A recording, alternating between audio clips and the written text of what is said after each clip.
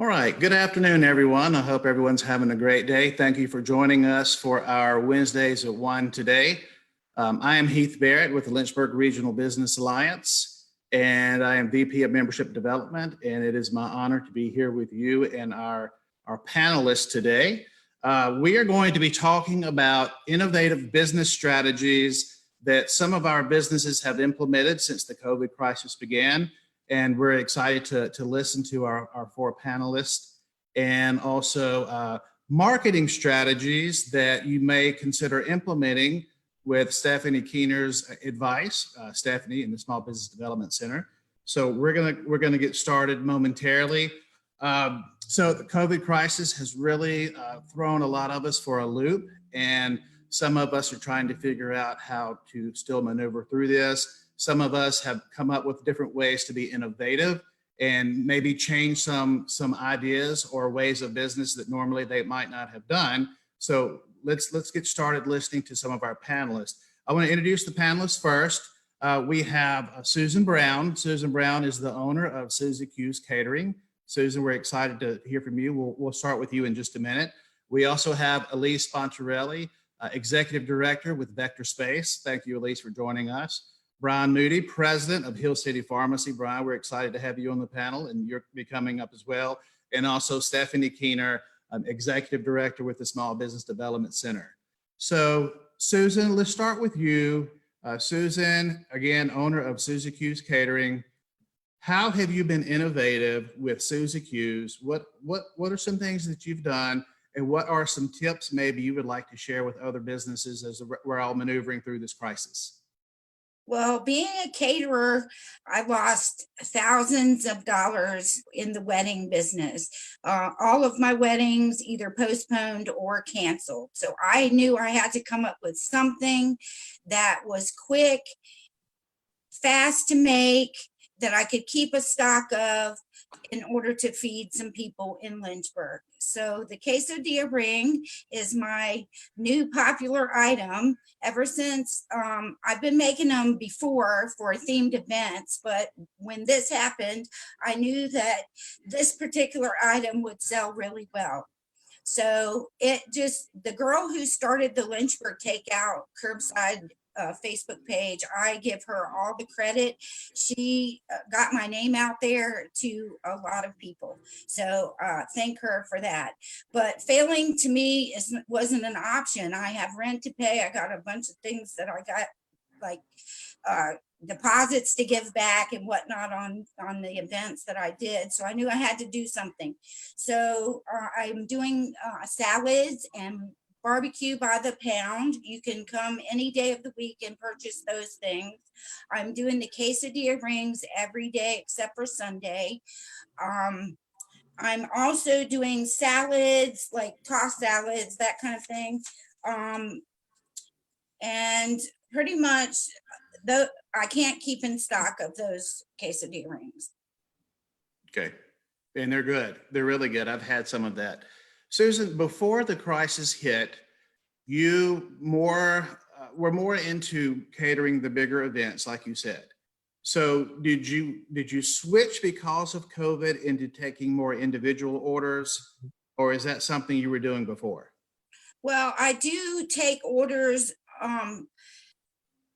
anytime, but because of the COVID, I had to come up with something daily. So I only have a little bit of refrigeration space in the unit that I'm in. So I've really outgrown it, and I'm hoping to move to a new location to have more space to do this on a regular basis. I'm pretty much going to be selling those quesadilla rings every day. Okay. What are some other items that you would like to mention that maybe you started creating that our viewers and listeners should know about, and best ways to contact you? Yeah, every day, Monday through Friday, I do a dinner special. It's usually the same item for the whole week. It's a family style dinner for 4, and it's $34.99. It changes every week. You have to call a day in advance because I do sell out pretty quickly. And like I said, it can only hold so many things in my refrigerator at a time. So you can, I'm located on Timberlake Road next to Mr. Tire and Burger King. The address is 20946 Suite 1 and 2. That's my new location. I'll be moving June 1st. You can call me at 434-509-3966 or 434-608-1100. Okay. You mentioned earlier that social media has helped you get a little more noticed in the community. How have you implemented different strategies, or have you started more social media marketing and promoting Suzy Q's? Or what are some things that you're doing and some tips that you might provide to someone that's watching or listening? Well, if you talk to Tina LaValle at the Planet, she has a good special going on for people right now during the COVID. I took out a couple of ads, 15-second ads with her for a couple of weeks, and that has really helped get my name out. As far as social media, I am on here every day trying to promote whatever I have on hand. So. Okay, that's great. Any last minute tips that come to mind you'd like to share with anyone? Just think outside the box. I mean, if you're struggling to make money, think of something that would sell really good to the mass. Okay. And I think Brian has an idea, a suggestion that he's going to share with us later that goes along with that very topic. Susan, we appreciate you joining us today. Don't leave us. We're going to have questions that come throughout the Wednesdays at One webinar. And so I may come back to you with a question or two, but thank you for joining us. And thank you and Suzy Q's Catering for all you do. We really appreciate you being in our community. Thank you for having me. Absolutely. Thank you. Next, we have Elise Fontarelli with Vector Space. Elise, again, is the Executive Director of Vector Space. And Elise, I'm going to ask you the same question. So COVID crisis hit Lynchburg region in the community, and sometimes things have to change a little bit. What are some ways you and Vector Space became a little innovative, changed up some things, and what are some tips that you would share to others that are watching, wanting to learn some ways to be innovative? Absolutely. Thank you for having me, Heath. Thank you. So a little background first about what Vector Space normally does versus what we're doing now. So typically we are a community workshop or a shared space. We invite people in to collaborate and share ideas and tools and work together and all kinds of really great things that we're not allowed to do right now. So we have pivoted like everyone. I think that's everyone's like word of the year is pivot. And what we're doing primarily now is making PPE or personal protective equipment. I brought some show and tell. So we've been making face shields. This was our sort of version 1 design, and these are our new CNC routed ones. So this is what's been keeping us fairly busy, is making face shields first for our nurses and folks on the front line, but now for anyone who needs them. As business owners are looking towards what comes next and how to protect their employees, we're getting calls from dentists, we're getting calls from the city and city employees. So anyone who's going back out there and needs to be protected is going to have that close contact with people. We are happy to provide face shields for. So that's, we've done more than face shields. We've done masks and intubation boxes and a couple different things. But that's sort of where we're at right now. And I will share my screen here for a couple of tips. I really, like all of you, am not and don't want to be an expert on what to do in a crisis because I've never done this before.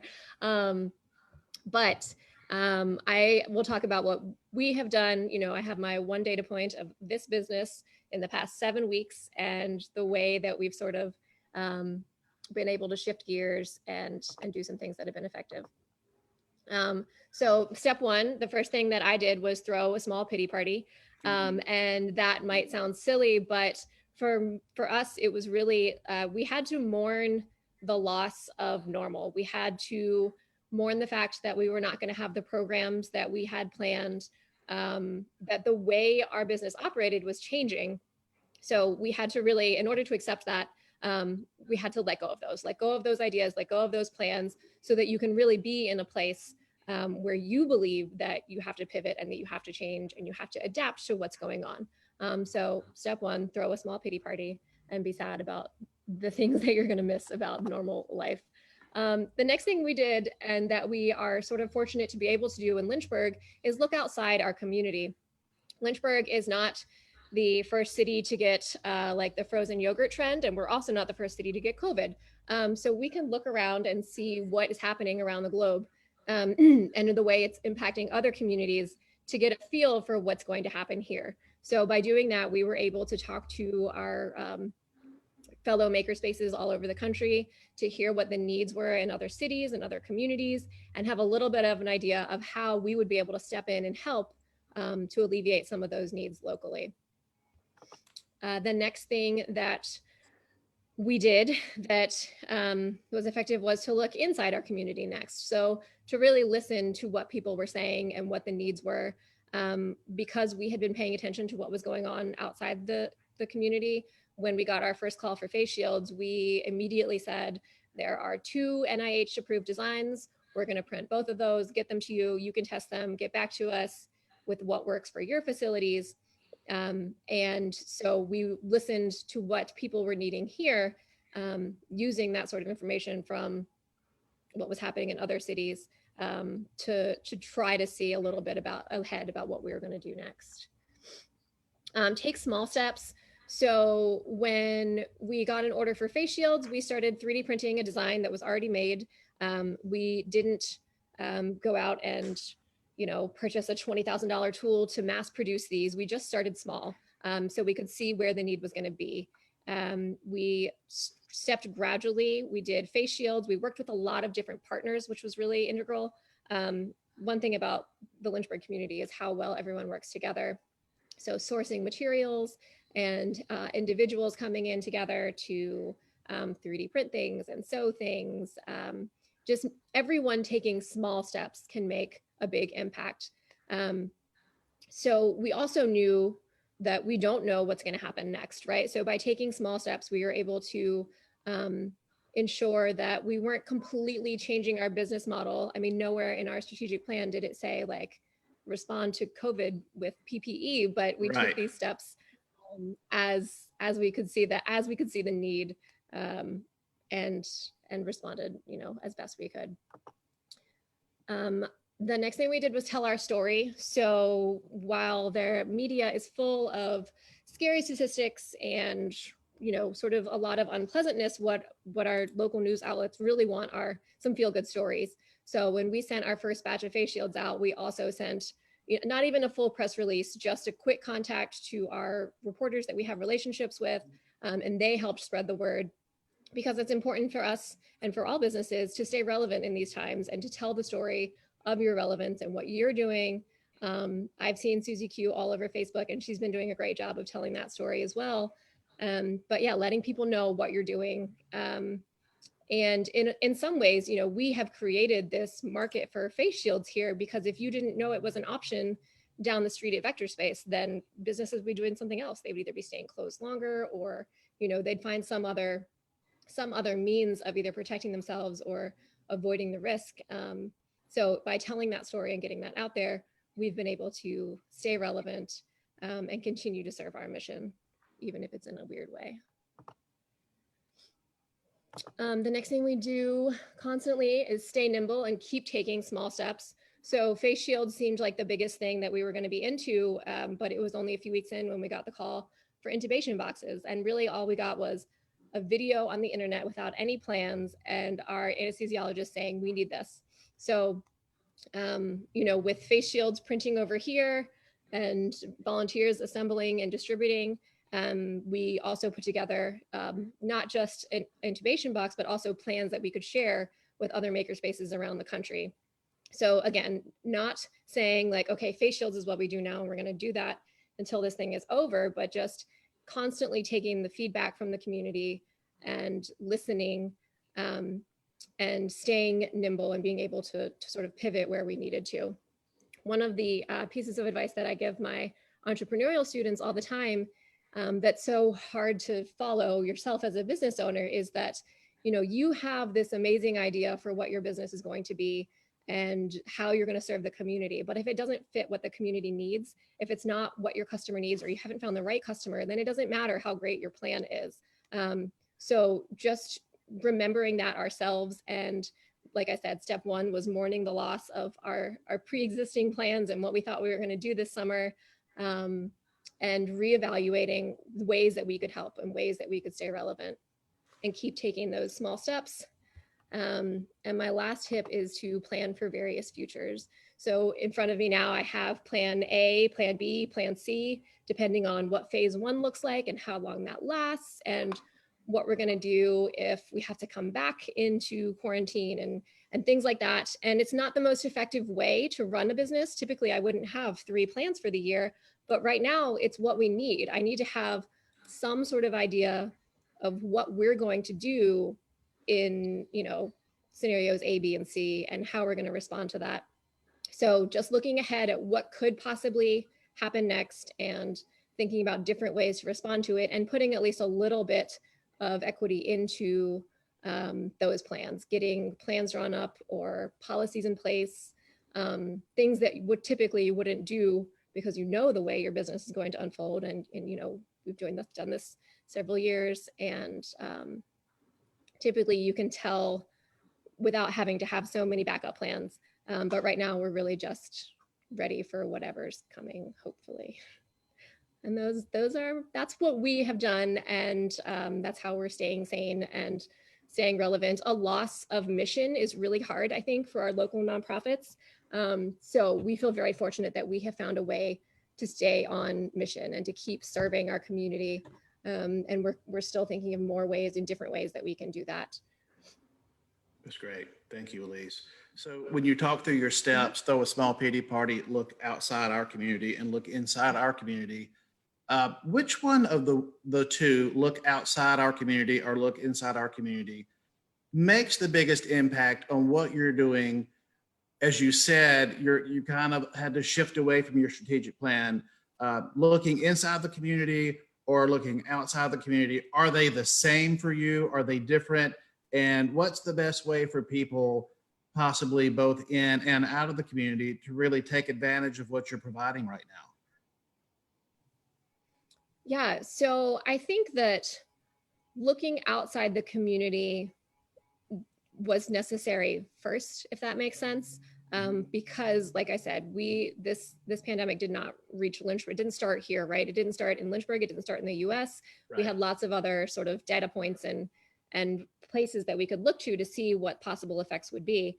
But, if I had only done that and only looked outside our community, then our steps would have been different, because the needs here in Lynchburg have been different than what other makerspaces are experiencing. Larger urban areas are still needing thousands of face shields per day, whereas we have trickled down to 20 to 30 a day are our orders. And so knowing and being realistic about what our local community is going to need and how we're going to be able to help is definitely like the last step. So I do think that both of them are valuable, but you can't look only at what other people are doing without touching base with your local folks to make sure that is something that's going to be needed here. Great advice. Great advice. I want to remind everyone listening and watching, please send in your questions and we will try to get those answered throughout our Wednesdays at 1 webinar today. I'm waiting on some questions, and so please send those in and I'll be happy to ask our panelists for us. So thank you very much. And let's go back to full screen here. Elise, thank you very much. We are so excited that you are a part of the panel, and we are going to come back to you with any kind of questions we may have. Brian Moody with Hill City Pharmacy, we're excited to have you, Brian, with us today. And looks like you are not alone there. Who is with you? And let's hear some things that you and Hill City Pharmacy have done to be innovative right now, and also any tips that you have, Brian. So I'm joined here today by my COO. This is Eddie Fuller. It's been a pivotal addition, and I'll say put him on the spot here in front of everybody, the best addition, right in the middle of some new changes we made, and then right in the middle of the COVID crisis and his phone ringing. So, but that was a big part, was making sure we had the right team, right when all this stuff began. Initially, there was, as was stated earlier, a lot of this information was coming from outside our community, and we really didn't have a major community impact at the time. And in our business, we were dealing with a enormous amount of flu cases. So we were really focused on, making sure that we had sourced what we needed to make sure that we had the medications people needed, to face the flu that we were facing, which was incredibly high this year. And it has been for the last few years. But then we really quickly, as it began to come into the United States, began to see that we not only needed to take care of our staff, but our citizens as well in our community and those that we serve. And we had, since day one, we had already been doing delivery in the Lynchburg area out to Forest and Rustburg, downtown, Boonesboro. And we had also expanded our business into the long-term care world a few years ago to take care of assisted living, nursing homes, and group homes. And literally just before the COVID crisis, we had taken that long-term care business and moved it from a manual process to fill those prescriptions into a robotic process. So we don't have a slideshow, but we've got a few props here. I don't know if you can see in the picture, but our new robotics now takes a 28-day, a 1 week, a 90-day supply and puts it into what now comes out to you automatically in a box. And each dose of that medication, comes out into these little bags specific to the patient, specific to that time of day, specific to that dose. So all of those little pill reminders that a lot of our patients, either have a loved one or they try to sort it themselves. And, we remove that for the patient, and we have it, you don't have to be in a long-term care facility to receive this service. Anybody living at home of any age that needs this service. If you go out of town, it's just nice. You just grab your medications and throw them in your bag. You don't have to have them sorted or counted or anything. It really takes the guesswork out of being compliant on your medications. And it really fit in well to be able to already have this in place during COVID when COVID hit. And we were able to tell our patients, of course, we're going to be here. If we do anything, we're going to expand our services, expand our hours. We have these robotics put in place that they don't have to request a refill. They don't even have to call us. It shows up between 4 and 7 days before they run out of the previous month's medications. It's Nice. automatic. We handle their refills. We handle all the work. And this is, once they're signed up, this is something that just automatically shows up. So it's a big confidence builder. If we, God forbid, ever had something like this happen again, you can know that your medications are taken care of and that they're going to be there on a regular basis. You don't have to stock up or, get nervous if something to this degree or any other event happens that you're worried about the medications that you receive. The next thing we kind of pivoted into that we knew as we saw our wholesaler rapidly running out of many things. We've got about 4 or 5 different sources that we order the supplies that we get from, and all of them instantly started running out of hand sanitizer. So the FDA and the state board approved us to compound hand sanitizer. So, our little packaging here wasn't the fanciest thing, but it's what we could come up with that met the guidelines. So we began compounding hand sanitizer. The last time we looked, we made about 36 gallons of hand sanitizer for the community. We could source all the materials that we needed to make it. The hardest thing was finding those little bottles to put it in. Mm-hmm. That's actually what limited us there for a while. But we're still doing it today. Still have hand sanitizer available for the general public and our long-term care facilities and our most vulnerable patients. The next thing we were able to do was we were able to source the KN95 face shields. Unfortunately, where we were able to find them from was drastically more expensive. So, we're trying to do everything we can to hold that cost down. But unfortunately, through this, it's just incredibly difficult to find those hard to get items at the price that they were prior to COVID. So we've been able to get those for the masks for the general public and for our long-term care facilities, our healthcare workers. We've been able to provide that to them. The other thing that we were able to get was just general PPE, the personal protective equipment. We've had gowns, masks, gloves, and hand sanitizer that have gone to our long-term care facilities as they have needed it. one of the major things we tried to do, and we're in a little bit different world and being in healthcare, is, we had a lot of questions, and folks would say, what's your policy and procedure for COVID? And, this was something new to us and new to me as a business owner. I said, I don't really have one. We're a healthcare facility. We're going to be here. If we do anything, we're going to expand our services, expand our hours, and just give that sense of calmness to our community, to those that we serve, to say, we're going to be here. You don't know if all the things you need to be concerned about, I can't guarantee you where you can get toilet paper, but I can tell you your medications are going to be here, and Hill City Pharmacy and our staff are going to be here to serve you. The next thing that, we did was as the governor gave us the guidance to start, kind of closing the retail side of the operation, we went to delivery, drive-through, and curbside service. And we made that really even before it came into being a term, we made a no-touch transaction with our patients. I immediately told everybody, ask the patient if we can sign for their prescriptions on their behalf. Make sure that we're not taking anything into the pharmacy. Everything is going out to protect our staff, and that we no longer handed an iPad or a device to have a point of sale transaction. We weren't taking that in and out of the pharmacy. We were only doing that on our side. Then our computer system that we have, our pharmacy system folks, built some automatic interfaces in there so that we could put credit cards on file for patients. Then it could have two-way encryption so that that credit card information is stored in a safe manner that no one in our side can even get into it. But if they select it at the point of sale, we can automatically charge that credit card for the same patient each time. So they don't even have to, hand us a method of payment. That's already saved in the computer system.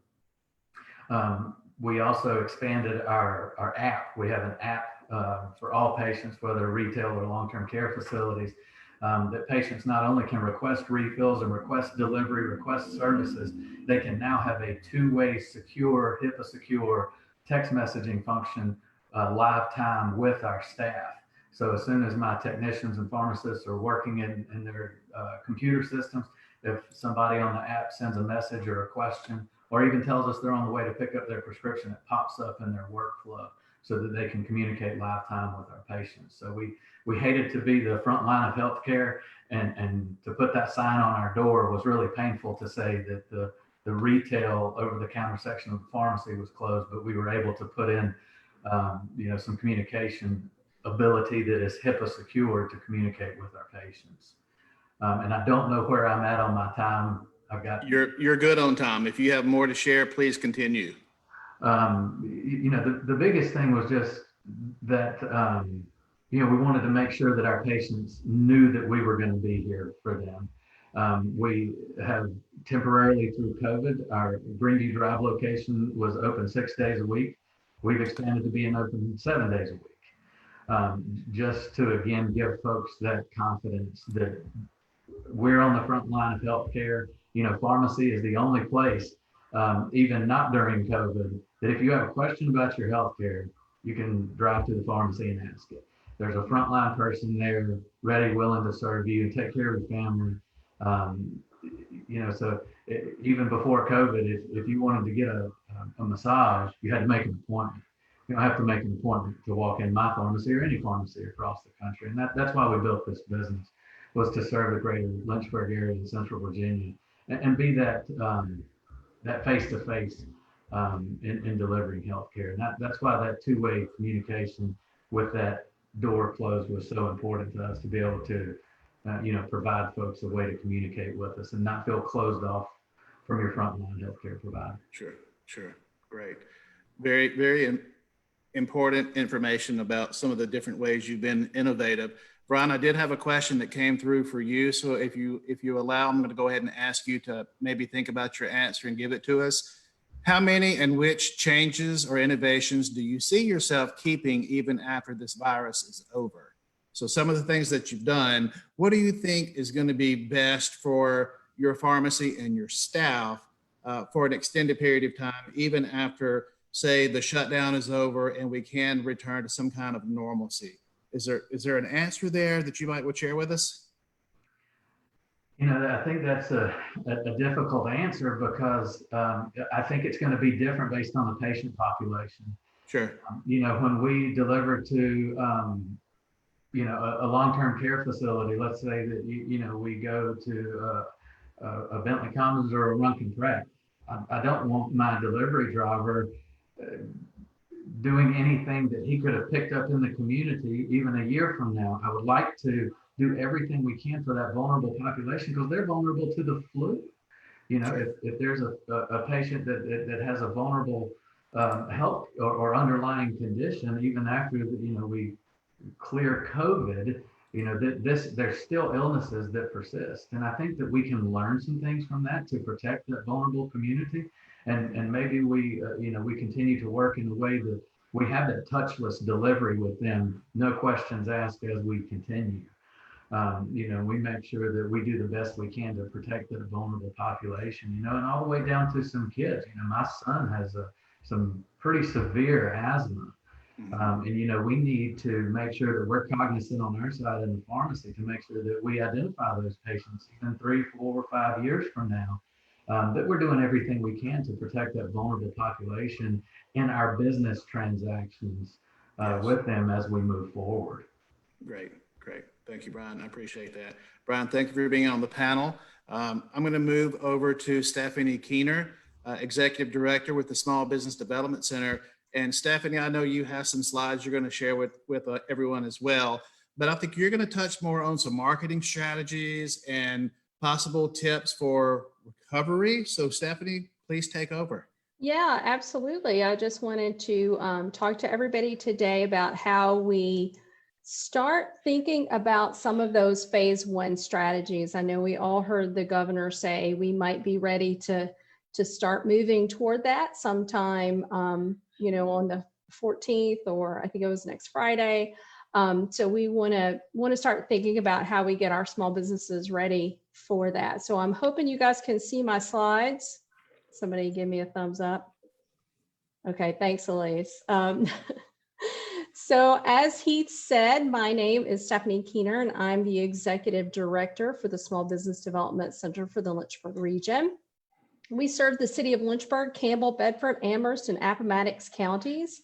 The Virginia SBDC network is a partnership between the United States Small Business Administration, George Mason University, and premier institutions throughout Virginia. And in our region, we are proudly hosted at the Lynchburg Regional Business Alliance.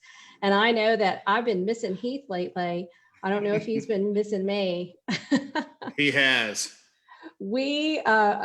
Our mission is solely to provide one-on-one free confidential advising in addition to training for small businesses.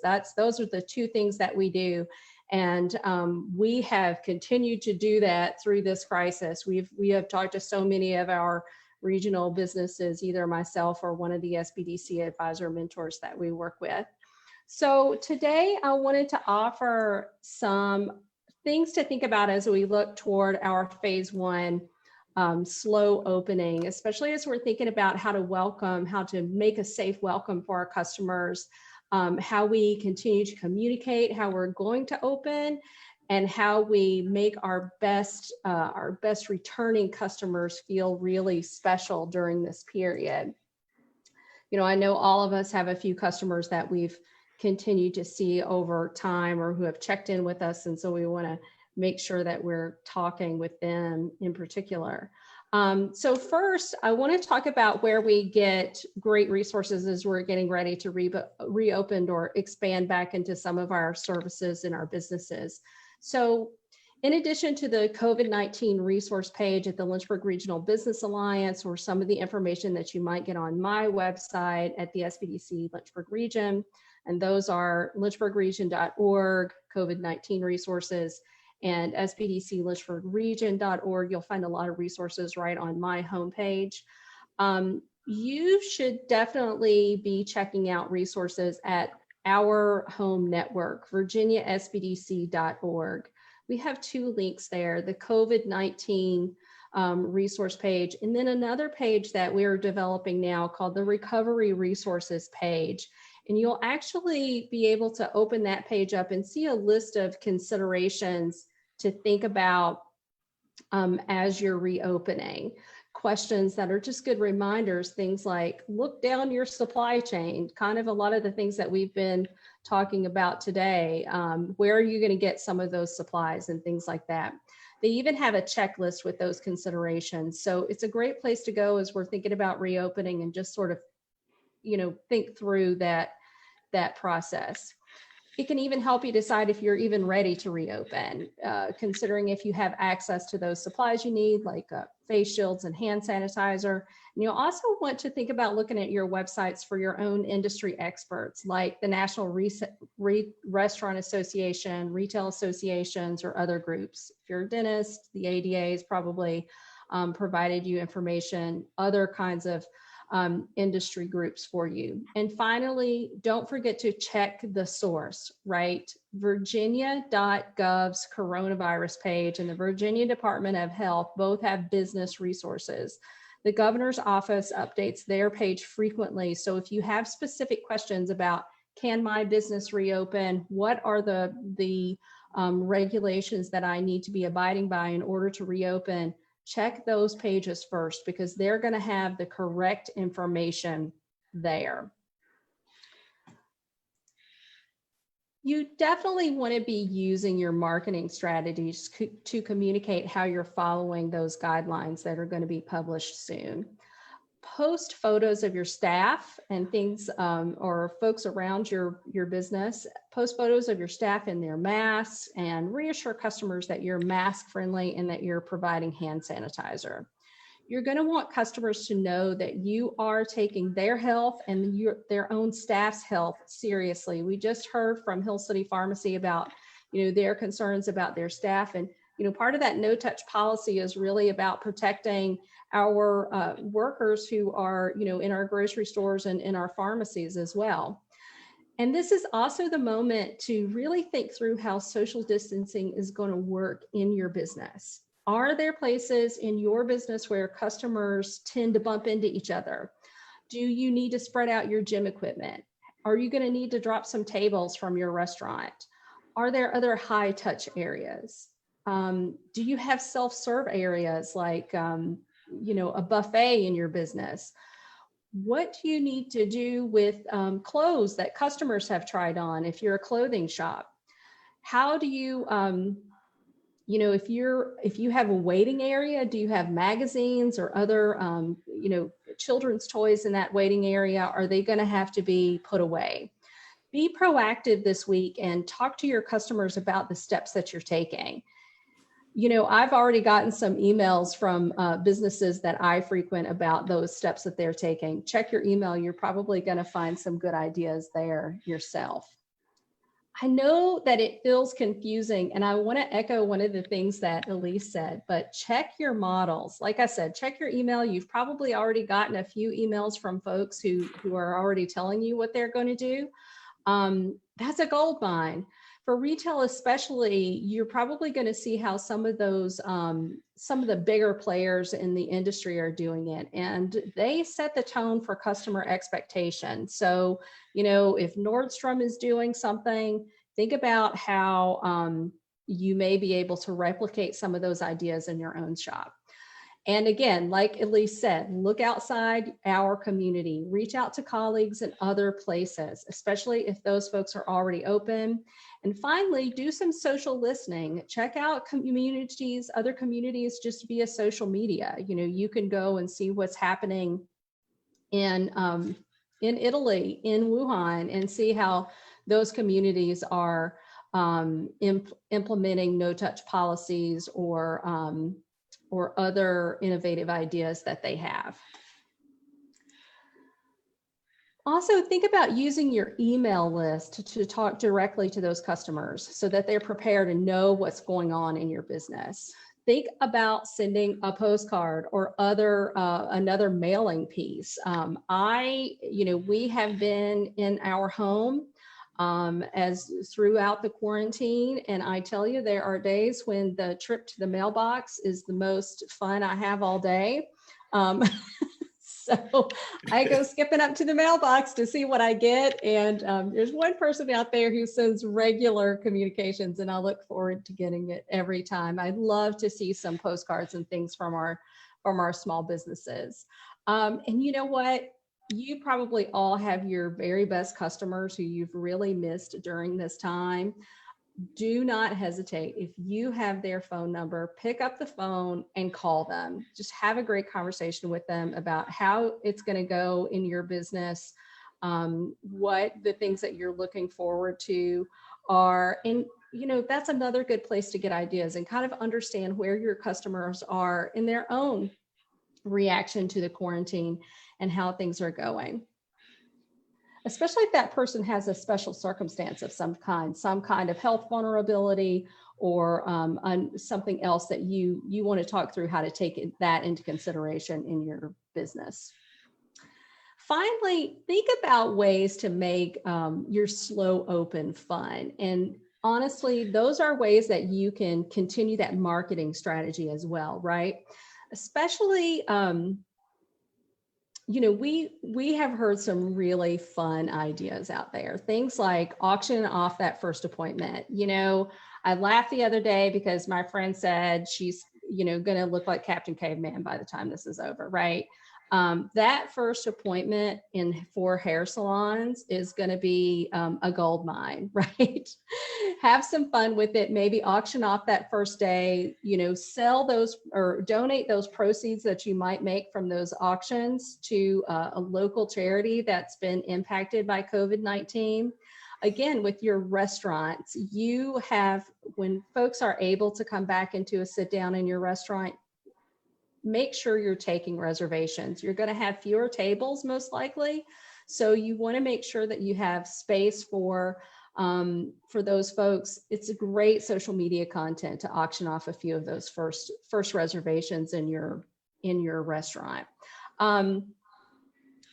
You know, we're always looking for fun things to do on our social media, things that help us stand out, and those kinds of contests and events can really help us get through those, come up with great content.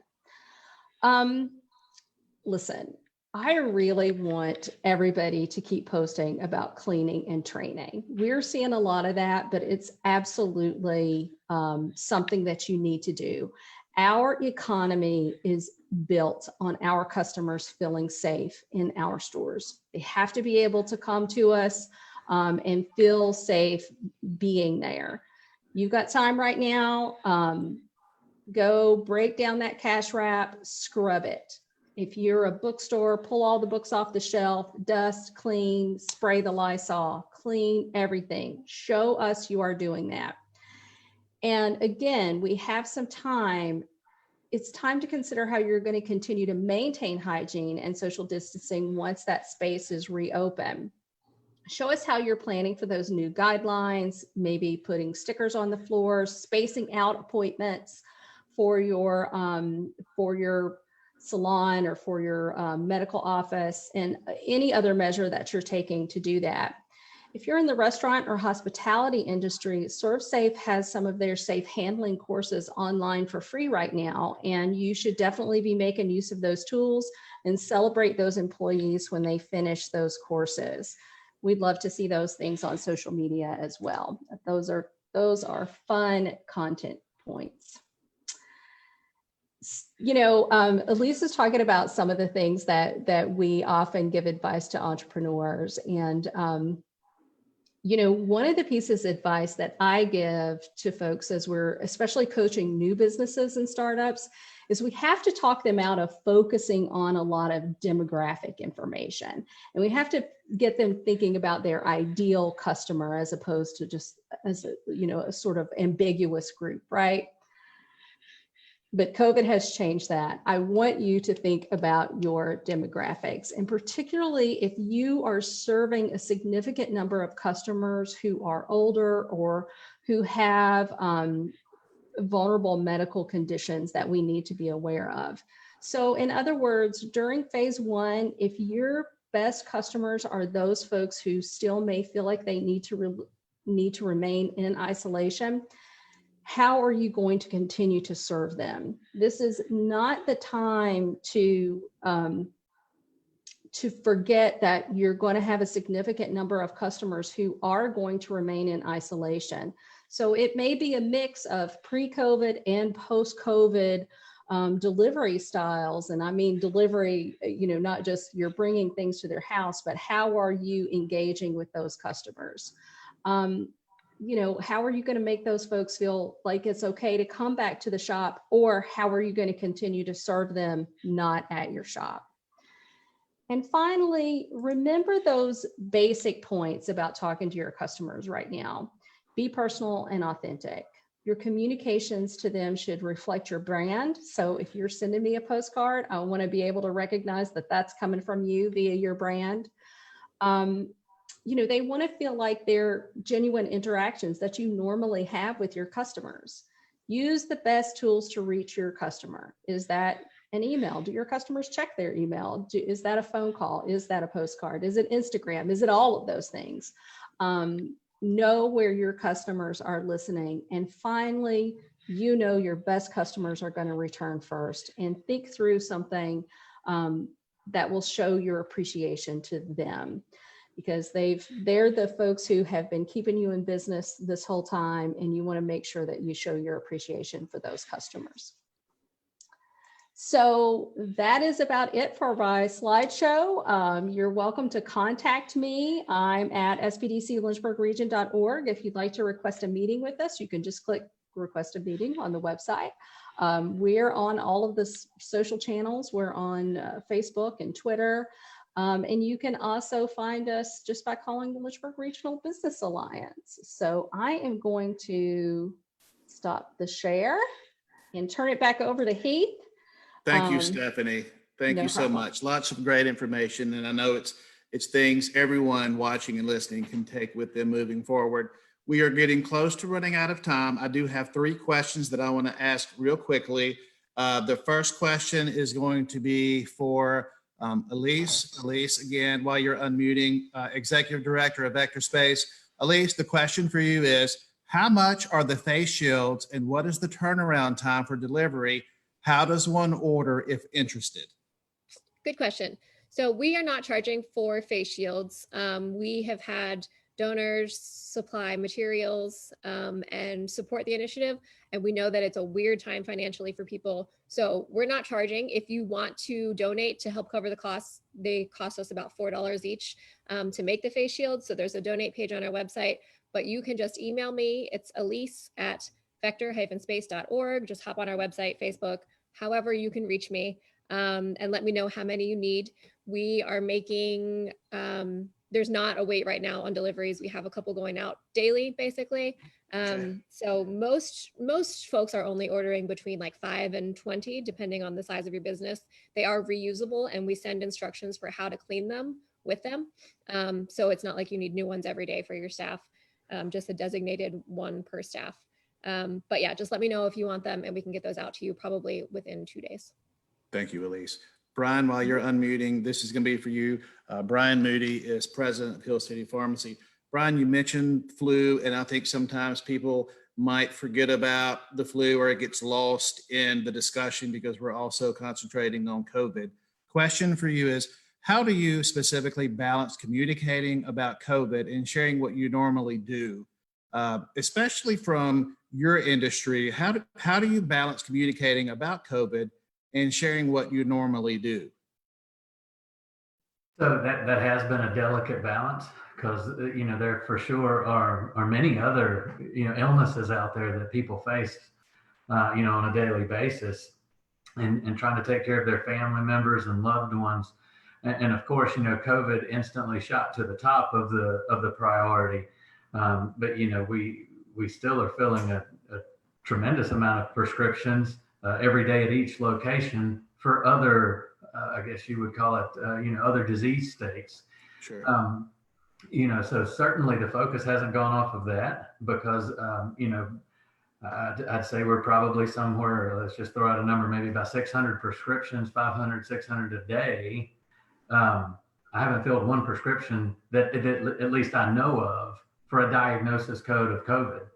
So we're still caring for our community, and our Sure. priority on a daily basis is treating the conditions that they currently have or any acute illness. Really what our focus is right now on is prevention, and what we would, I guess, hopefully it's okay to say this way, in healthcare is common sense. Wash your hands, don't drink after someone. Even before COVID, I personally, when I'm at a cash register, conducting a transaction, I don't like somebody standing beside me. I think there are some things from this that we can take forward to present or to prevent communicable diseases across the board, including the flu, including the common cold, that are hard on certain folks. So, it just comes down to that prevention measure. Great. Thank you, Brian. I appreciate that. Final question. Susan Brown is the owner of Susan Q's Catering. Susan, the question came in for you. Where can we go to find your full menu and pricing? And if you could answer that, that will be our last question. So Susan, turn it over to you. You're muted. Can you unmute? Uh-oh, she's trying to unmute. There we go. There you go. So usually I post on Sunday on the Lynchburg Takeout Curbside Facebook page, my weekly specials and what I have for the week. Okay. Yep, that's Okay. where I do it. Thank you. Thank you, Susan.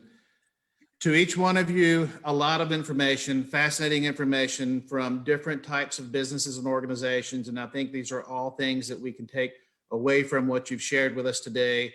The ways you've been innovative, tips that you provide, Stephanie, little more information on moving forward, and tips for businesses and organizations to remember. Elise, thank you for taking time out of your day to come over with us. Stephanie as well, thank you. Susan, thank you. We pulled you out of the kitchen. We appreciate you coming on with us. Brian, I know you're busy. You're filling hundreds of prescriptions a day. Thank you for coming in. We appreciate each one of you for being a panelist on our Wednesdays at 1 seminar today. Check out lynchburgregion.org, our website. Go to our events calendar. There are more events upcoming, from Women, Wine, and Wisdom to networking opportunities to next Tuesday is our Business at Breakfast. That is an event virtually that you're not going to want to miss. Check that out. Call us at 434-845-5966 if we can help you in any way. Thanks for joining us today, and we hope to see you again soon. Thank you all again.